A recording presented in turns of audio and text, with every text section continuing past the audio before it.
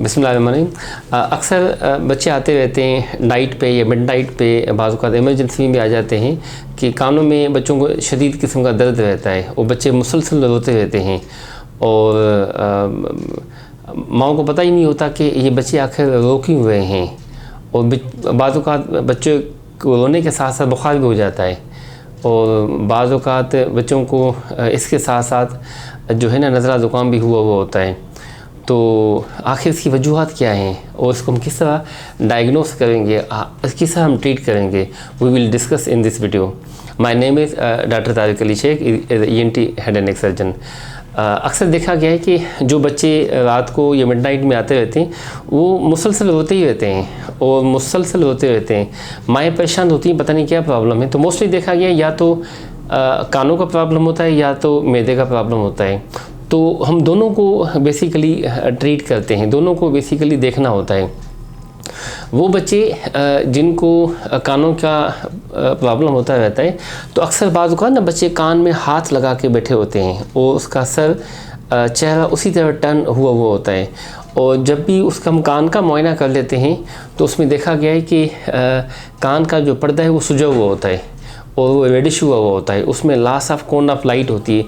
जो normally cone of light है वो प्रेजेंट होती है, मगर पर्दे पे सोजन की वजह से तो वो लाइट एब्सेंट होती है। तो उसकी वजह से बेसिकली बच्चा रोता रहता है, मुसलसल रोता रहता है। तो इसे हम कहते हैं एक्यूट ओटाइटिस मीडिया, कि कान और गले के दरमियान जो ट्यूब है वो ब्लॉक हो गया हुआ। उस ब्लॉकेज की वजह से पर्दे के ऊपर प्रेशर आया हुआ है। प्रेशर की वजह से मुसलसल कंजेशन है, मुसलसल सोजन है, वो बच्चा मुसलसल रोता ही जा रहा है। ऐसे पेशेंट को अक्सर देखा गया है कि बच्चों को कुछ दिन पहले नज़ला ज़ुकाम खांसी हुई थी, या बच्चों को अक्सर देखा गया जो गला ख़राब था उसके बाद ही हुआ था, या बच्चों को देखा गया है कि कोई एलर्जी थी, कोई छींके नाक में पतला सा पानी आता था, उसकी वजह से बाद में फिर कानों का इन्फेक्शन वगैरह हो गया था, या बाज़ को बच्चों के नाक से गाढ़ा सा रेशा आता रहता है तो उसकी वजह से अल्टीमेटली इन्फेक्शन कानों की तरफ चला जाता है।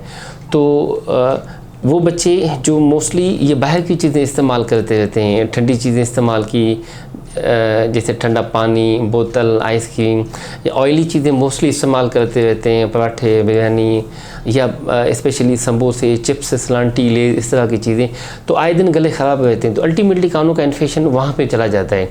तो ऐसे पेशेंट को वंस आपने डायग्नोस किया तो फिर हम उसको मैनेज करते हैं, मगर हम कभी भी डोंट इग्नोर एब्डोमिनल पेन। बच्चे को पेट में दर्द वगैरह है तो अक्सर देखा गया है कि जिनका मैदा थोड़ा सा सख्त वगैरह हो और बच्चे मुसलसल पेट में हाथ लगा के बैठे रहते हैं, तो मोस्टली देखा गया है कि स्टमक पेन की वजह से कुछ बच्चों को वर्म्स वगैरह, पेट में कीड़े वगैरह हो जाते हैं, जिसकी वजह से वो मुसलसल रोते रहते हैं।